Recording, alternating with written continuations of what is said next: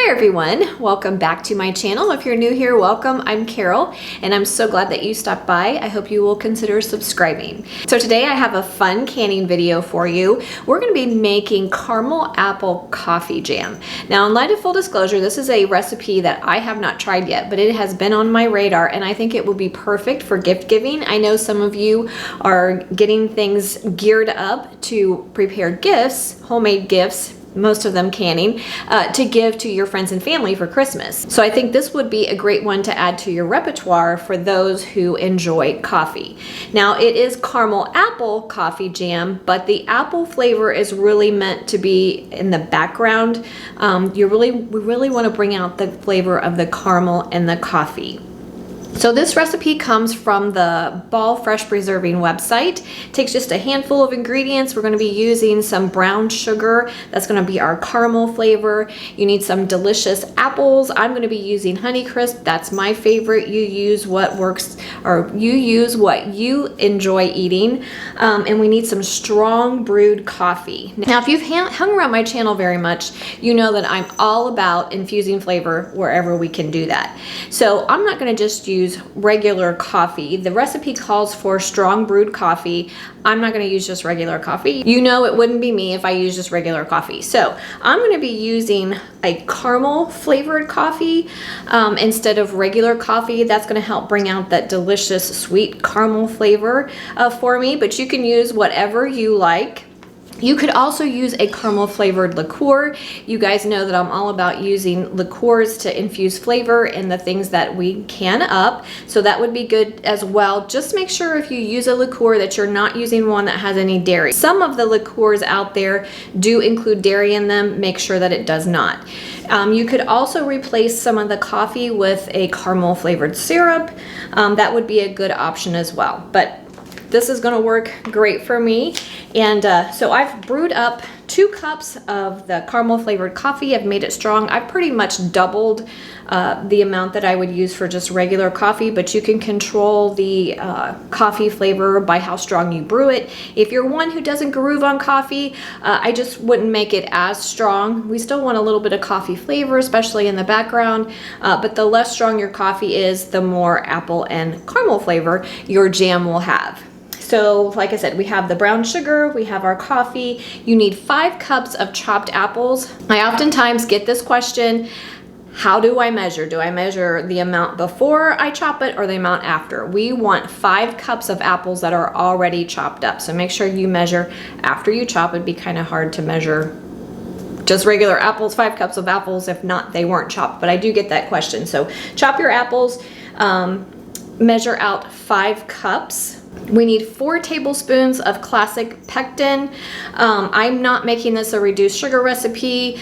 If you want to make it a reduced sugar recipe, you'll have to do the math yourself. You can use the reduced or no sugar pectin and reduce the sugar accordingly if you want to do that. And then our seasoning, we're going to use a half a teaspoon of allspice. That's what the recipe calls for, but I think apple pie spice would be equally or even more delicious in this recipe. So we're going to start by adding our apples and our coffee. We're going to cook those until our apples are nice and soft. Then we're going to add the pectin and our allspice. Bring that up to a full boil that cannot be stirred down. Add our sugar, boil for 1 minute, and then we are ready to jar things up. I'm going to be steam canning. You guys know I love my steam canner, but you can also water bath can this. This will make approximately 4 half pint or jelly jars. So make sure you have all of your canning stuff ready before you get started. Making jams is fast and furious, so just make sure you are good to go. I'm going to bring you in close and we're going to get started. Okay guys, here we go. I have my 5 cups of chopped apples in a nice big pot. Make sure you use a large pot. We need enough room for things to come up to a boil and have room to groove. So 5 cups of chopped apples. To that I am going to be adding 2 cups of strong brewed coffee, my caramel flavored coffee. We're going to bring that up to a medium-high heat and let that cook on about a medium-high heat until our apples are nice and soft. At that point, we can use our immersion blender or a regular blender, and we're going to blend things up.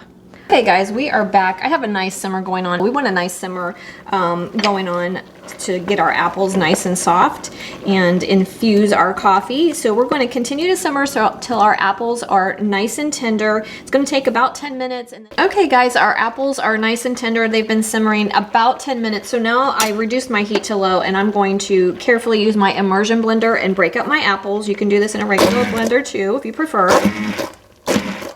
Okay, once you have your apples blitzed, you want about the consistency of applesauce. We are going to add 1/4 teaspoon of allspice, or apple pie spice would be fantastic here. And we're also going to whisk in 4 tablespoons of pectin. And then we are going to crank our heat up to high, and we are going to bring it up to a boil that cannot be stirred down. Once you are at a spot where you're at a boil where it cannot be stirred down, meaning that it continues to boil as you are stirring. I know it's kind of hard to see because I have a lot of steam, but it is at that point to where it's boiling. You want to make sure that your heat is on the highest setting your stove has this whole time. We want to keep it on a nice high heat. Now we are going to stir in our sugar. And we are going to boil for 1 minute really hard. It has to come up to a nice hard boil. And we're going to boil hard for 1 minute. And then we are ready to jar it up. Okay guys, we are at a nice hard boil here. You can hear it better than you can see it probably because I have so much steam. You want to whisk constantly and we want it to boil hard like that for 1 minute. And then we are all set for canning. You're gonna ladle your hot jam into a hot jelly jar, 8-ounce jar, to 1/4 inch headspace. You're gonna take a debubbling tool, plastic butter knife, or a chopstick. I'm gonna use a chopstick in this case to just remove any air bubbles from your jam. Just poke around your jar. Use a wet paper towel. I use one moistened with white vinegar. We wanna make sure we get a good seal, so you need to make sure your rim is nice and clean. And then I'm going to place my lid and then add my ring to fingertip tight. And in the canner they go. Okay guys, I got 4 8-ounce jelly jars and a little bit of change for us to taste. It tastes amazing, by the way. So for steam canning, the steam canner that I'm using, I have 3 quarts of simmering water in the bottom of my steam canner. I put my jars of jam in there and put the lid on, turn the heat up to high. I have a dial gauge on the top of my steam canner that tells me when to start timing. When it's in the green zone, we're gonna process for 10 minutes. If you are water bath canning, you wanna make sure you have enough water in your pot to cover your jars by at least 1 inch. You wanna bring it up to a full rolling boil and then you can start your processing time. You want to just maintain the full boil throughout the processing time of 10 minutes. So you want to adjust your heat just to maintain. We don't want it boiling too vigorously in either steam canning or water bath canning. So make sure you adjust your heat accordingly. Process for 10 minutes and I will bring you back. Okay guys, we're back. I processed for 10 minutes and then let my jars cool for about 5. So I wanted to show you how beautiful our caramel apple coffee jam is. Isn't that so pretty? Now I told you I did have a little bit left over, so I stuck it in one of these cute little baby jars. I stuck it in the refrigerator so it could cool some, so I could show it to you. Doesn't that look amazing? It tastes so good. But I will say, if you are not a coffee lover, you are not going to enjoy this. The coffee really brings out and complements the flavor of the caramel. The apple you can still taste, but it's kind of in the background. I think a Honeycrisp works really well here because it has a sweet tart flavor to it. I don't think you'd want a really sweet apple. I think it would get lost in the sweetness of the jam itself. If you want to taste the apple, I would use a more tart apple. But I think it is just so pretty. I think it's going to be fantastic for gift giving. Great slathered on scones. I think it would also be fantastic in a thumbprint cookie. I know thumbprint cookies are popular during the holiday season, so it'd be fantastic there, slathered on toast, all of those great things. I think it would also be fantastic warmed and drizzled over top of some ice cream or some pound cake. So lots of options there. Thanks so much for coming along with me today. If you have any comments or questions, make sure to leave them in the comment section. Don't forget to like, subscribe, and share, and I will see you next time.